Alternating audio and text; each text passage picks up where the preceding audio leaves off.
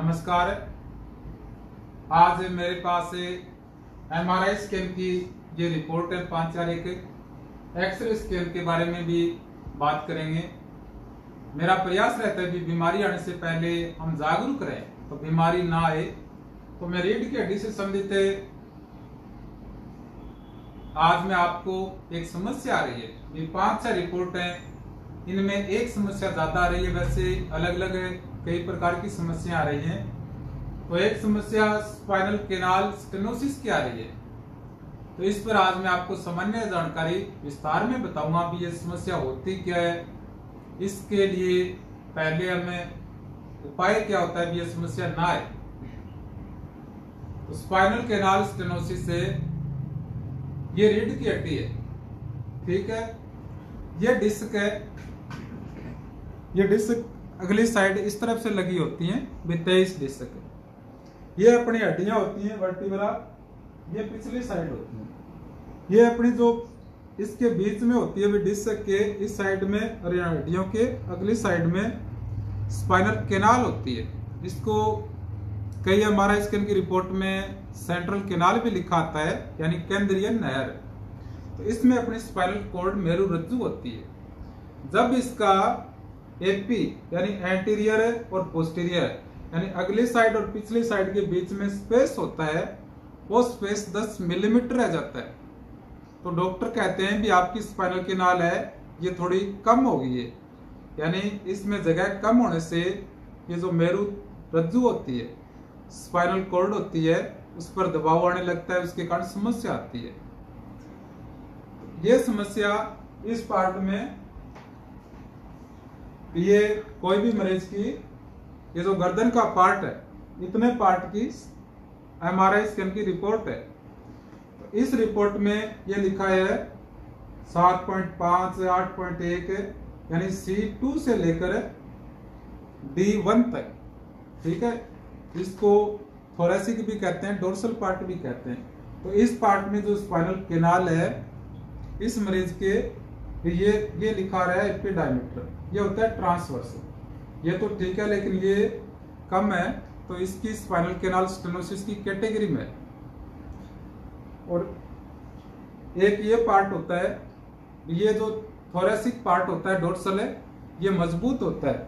ये हड्डियां जो पसलियां होती हैं तो इसमें कम समस्या आती है, इस पार्ट में ज्यादा दिक्कत आती है। तो इसमें और इसमें समस्या ना आए इसके लिए एक बढ़िया योग होता है पवन मुक्तासन। तो आप जो भी योग करते हैं भी सुबह 5-6 योग करते हैं, सूर्य नमस्कार और जो भी आपको अच्छे लगते हैं, मेरा प्रयास यही रहता है कि जितने भी आप योग करें, जो आसन करें, प्राणायाम करें, तो एक पवन मुक्तासन आप जरूर सम्मिलित करें उनमें। फिजियोथेरेपी में इसको कहते हैं नी टू चेस्ट एक्सरसाइज। ये बात कर रहा हूं मैं लंबर पार्ट में जो स्टेनोसिस की दिक्कत आती है, तो ये दिक्कत आपके भविष्य में ना आए, तो इसके लिए अभ्यास करेंगे। तो नेचुरल तरीका मैं आपको बता रहा हूं, मैं आपको आराम से बता दूं एक बार।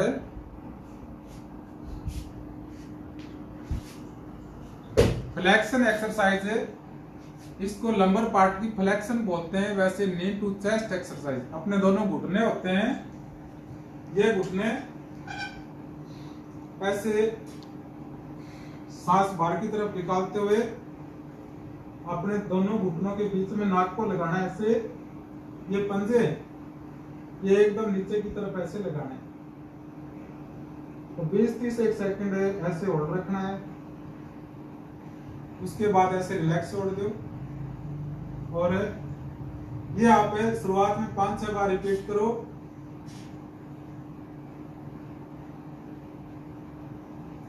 उसके बाद आराम से रिलैक्स छोड़ दो और धीरे धीरे आप टाइम बढ़ा सकते हो। ये आपको 5-6 मिनट जरूर योग आसन करना चाहिए। तो इसको फिजियोथेरेपी में फ्लेक्शन बोलते हैं, यानी फ्लेक्शन का मतलब होता है, अब ये रीढ़ की हड्डी, ठीक है, यहाँ पर ऐसे लगी हुई। तो जैसे ये फ्लेक्शन में होगी तो ये हड्डियां सी होती हैं वर्टिब्रा, ये खुलती हैं, यानी फ्लेक्शन का मतलब होता है डिक्रीज। ऐसे एनाटॉमी पढ़ाई जाती है, ये आपके आगे भी काम आएगी। तो जैसे ही ये नी टू चेस्ट एक्सरसाइज होगी तो ये जो ये साइड है ये डिक्रीज होती है, ठीक है, कम होती है। एक्सटेंशन है, ये बहुत काम आती है भी। आप कई बार डॉक्टर जब ट्रीटमेंट बताते हैं, दवाई पानी देते हैं, तो घर पर ये व्यायाम बताते हैं भी आपको फिजियोथेरेपी में ये करना है, और नियमित सही तरह से व्यायाम करने से ये बीमारियां एकदम सही हो जाती हैं। तो फ्लेक्शन है और एक्सटेंशन। अब गर्दन की बात करेंगे तो गर्दन में अब आगे की तरफ ले जाते हैं तो इसको फ्लेक्शन कहते हैं, और पीछे की तरफ ले जाते हैं 90 डिग्री तक इसको एक्सटेंशन बोलते हैं, और 90 डिग्री से ज्यादा ले जाएंगे तो इसको हाइपर फ्लेक्शन बोलते हैं। अब ये जोड़ है तो ये फ्लेक्शन हो गई, ठीक है। और आप एक पवनमुक्तासन 5 मिनट नियमित अभ्यास जरूर करें, ताकि अभ्यास करते रहने से ये स्पाइनल कैनाल ठीक रहे, आपके दिक्कत ना आए। इसके 1-2 लक्षण आते हैं। स्पाइनल कैनाल है जब नैरो होती है, यानी जब इन पर ये तंत्रिकाएं होती है, इन पर थोड़ा बहुत दबाव आता है, तो जैसे ही 1-1.5 किलोमीटर चलते हैं तो पैरों में सुन्नपन आते हैं, कि एक बार कमजोरी आने लगती है, ठीक है। सही तरह से जानकारी के लिए पूरी की पूरी डोर्सल रूट और जो मोटर रूट होता है ये पढ़ना पड़ता है। तो मैं यदि ऐसे कोई लक्षण आ रहे तो इसमें कई बार जैसे आगे की तरफ घूरते हैं तो ये स्पाइनल कैनाल है, ये थोड़ी सी ओपन होने से दर्द में आराम मिलता है।